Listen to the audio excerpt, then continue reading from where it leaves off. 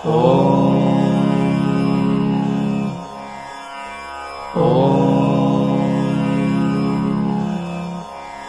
ओम। नमस्कार दोस्तों, आज का टॉपिक बहुत महत्वपूर्ण है। जैसा कि आपने थंबनेल में पढ़ लिया होगा, शादी कसाई नक्षत्र की लड़की से मत कर लेना। दोस्तों, केवल लड़की ही नहीं, लड़कों की भी बात करूंगा। आज मैं बताने वाला हूं कि अगर जीवन साथी कठोर, ब्रूटल और गुस्सैल हो और या फिर असंतुष्ट रहने वाला हो, कि आप सारी चीजें कर करके दें और फिर भी असंतुष्ट रहे, आज मैं वो आपको नक्षत्र बताने वाला हूं कि शादी से पहले अगर आप उन नक्षत्रों को लड़के या लड़की की कुंडली में चेक कर लेंगे तो आपका जीवन साथी कम से कम कठोर नहीं होगा, इस तरीके का नहीं होगा जो झाड़ू लेकर के आपके पीछे पड़ जाए। ये केवल एक उदाहरण है।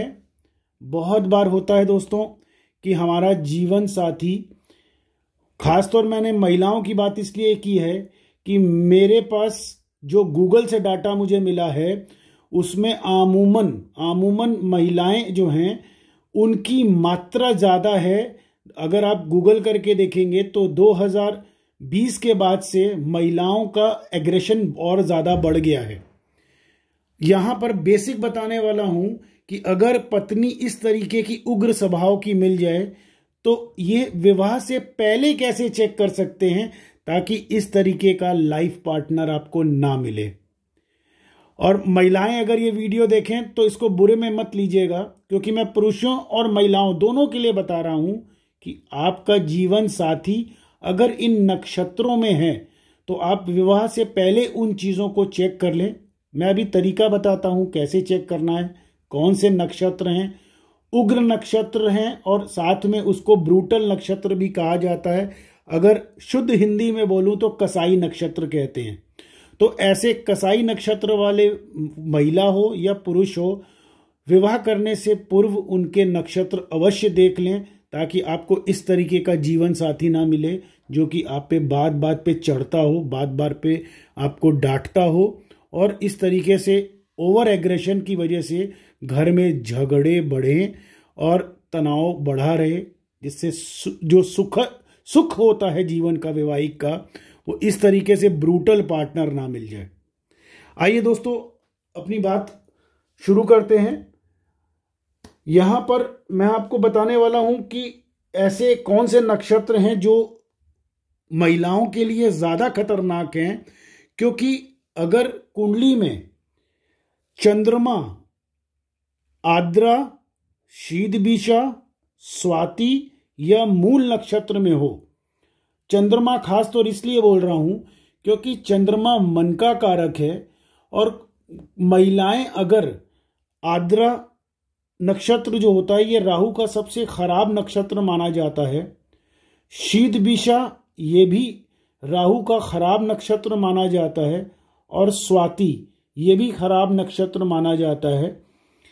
यहां पर मूल नक्षत्र जो है ये केतु का नक्षत्र है, ये केतु इसका स्वामी है। इन तीनों के मुकाबले ये थोड़ा सा कमजोर होता है, मतलब इसमें उग्रता कम होती है।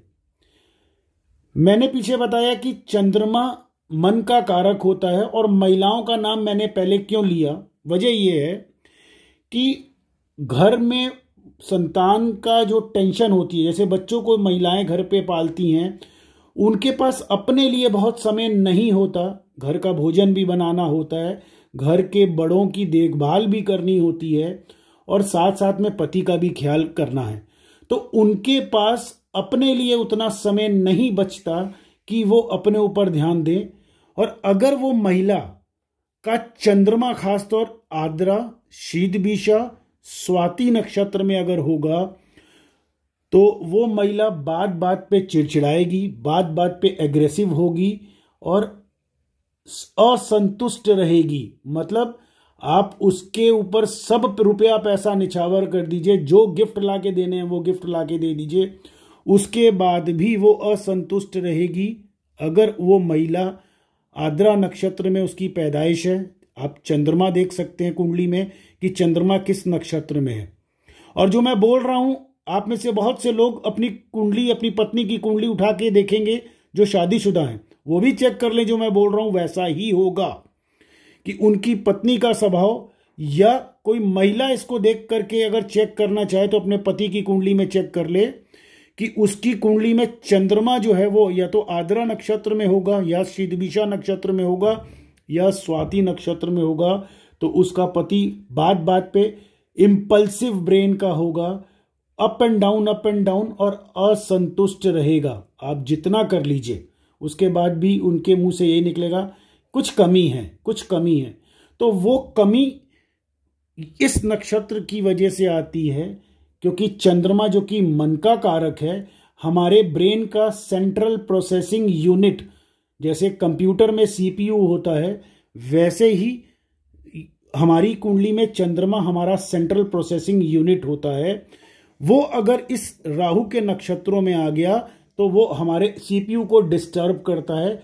और क्योंकि ब्लड प्रेशर का कारक, हमारी बॉडी में जो ब्लड चलता है उसके प्रेशर का कारक भी चंद्रमा से ही देखा जाता है।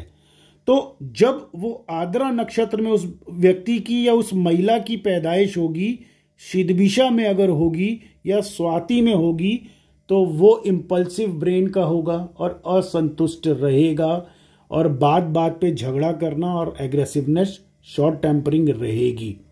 तो और ये जो चौथा नक्षत्र आप मूल का देख रहे हैं, क्योंकि केतु इसको गवर्न करता है, तो केतु की इंटेंसिटी वीक होती है। क्योंकि केतु आप देखेंगे तो वो राहु जो है वो हेड है। इस तरीके से आप जो कैप देख रहे हैं, राहु एक हेड है जो सोच सकता है, और जो टेल होती है नीचे की, दैट इज केतु। तो मेन राहु जो है, असुरों का देवता जो है वो राहु है, हेड।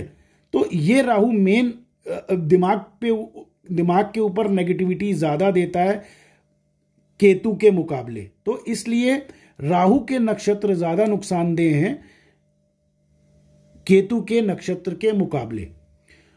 यहां पर एक इंपॉर्टेंट पॉइंट और बताता हूं, जो लोग विवाह करने जा रहे हैं उनके लिए ये सबसे इंपॉर्टेंट है, इसको ध्यान से सुनिए।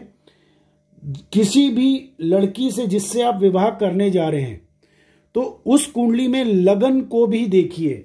मैं आपको एक कुंडली मिलान दिखाता हूं, इसमें आपको समझ में आ जाएगा कि क्या नेगेटिविटी मैं बताना चाह रहा हूं। ये कुंडली एक एग्जाम्पल दिखा रहा हूं, देखिए आपको इससे समझ में आ जाएगा क्या बेसिक क्या है। ये कुंडली है, इसमें लड़की का जो है यहां पर लगन का लॉर्ड, ये जो लगन होता है ये नंबर 7, ये इसको लगन कहते हैं। और ये चंद्रमा ये होता है, चंद्रमा कहीं भी बैठ सकता है। यहां नक्षत्र केवल दिखा रहा हूं आपको कि अगर लगन, जैसे शुक्र तुला लगन है, यहां पर शुक्र स्वाति नक्षत्र में है दूसरे पद में। मैंने क्या बताया, स्वाति नक्षत्र राहु उसका मालिक है, तो ये नेगेटिव हुआ। दूसरी चीज, यहां पर चंद्रमा भी देखिए 9 डिग्री का शीतविषा नक्षत्र में है, ठीक है। तो ये शीतविषा मैंने बताया, शीतविषा नक्षत्र राहु का नक्षत्र।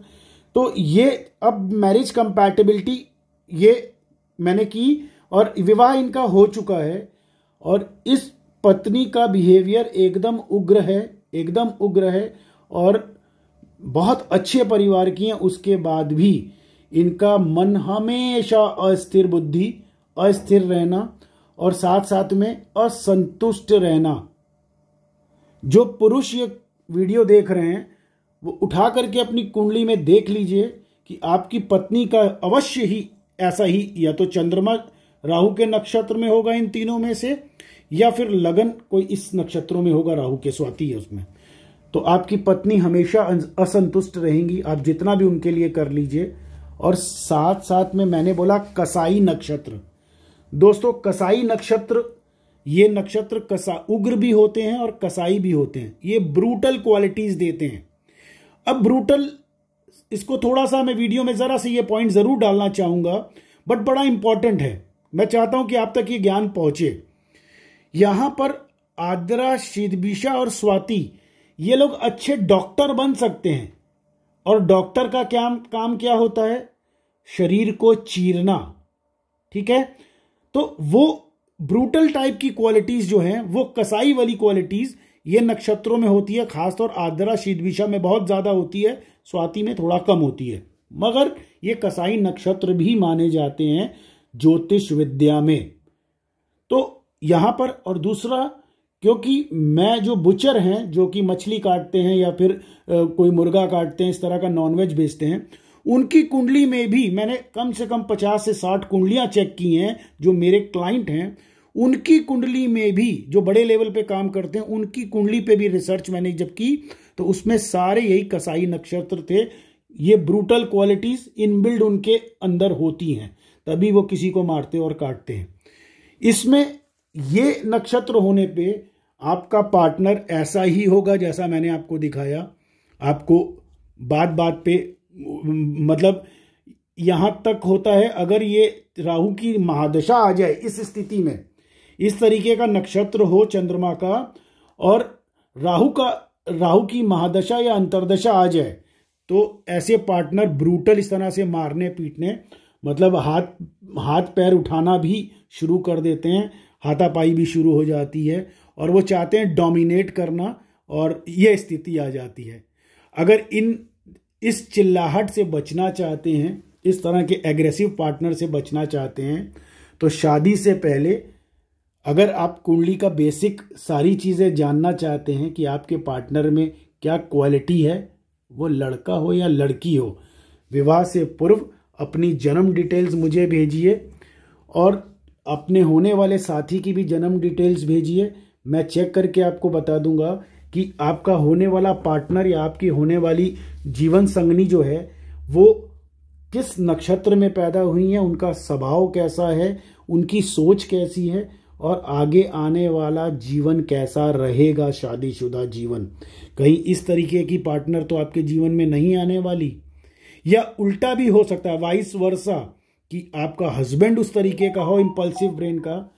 और एक बड़ी प्रमुख चीज बता रहा हूं, इसको ध्यानपूर्वक सुनिए, एकदम ध्यानपूर्वक।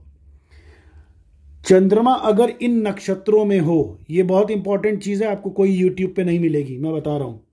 अगर चंद्रमा किसी भी मेल या फीमेल का इन नक्षत्रों में होगा तो सेक्सुअल लाइफ जीरो होगी, एकदम जीरो। जीरो इसलिए हो जाएगी क्योंकि मैंने जैसे शुरू में बताया कि चंद्रमा हमारे अंदर हमारे ब्लड प्रेशर को गवर्न करता है।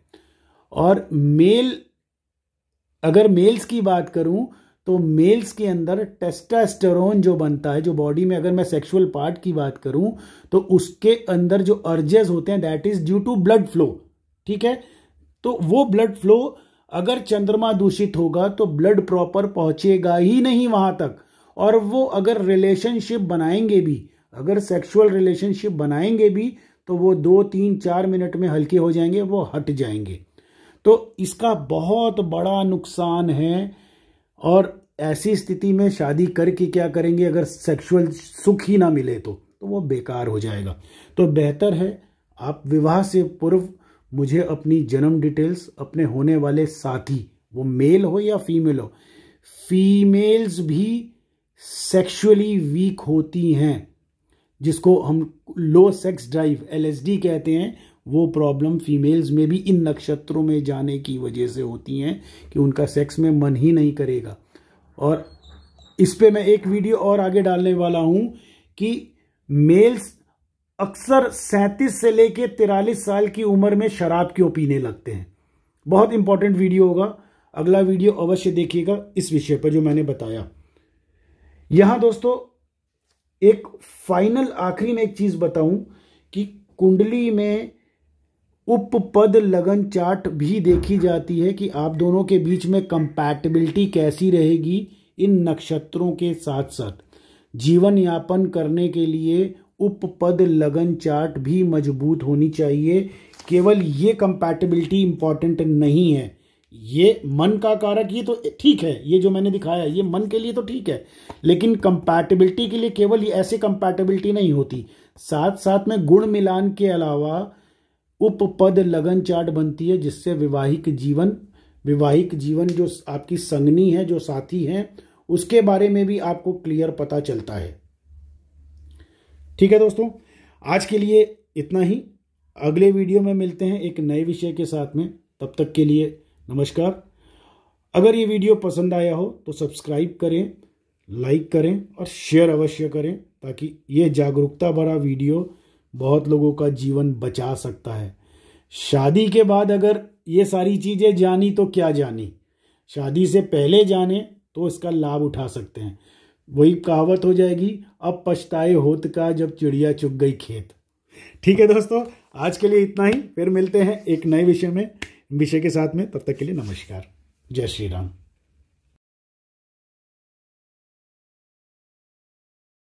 ॐ श्रीं गं सौभाग्य गणपतये वरवरद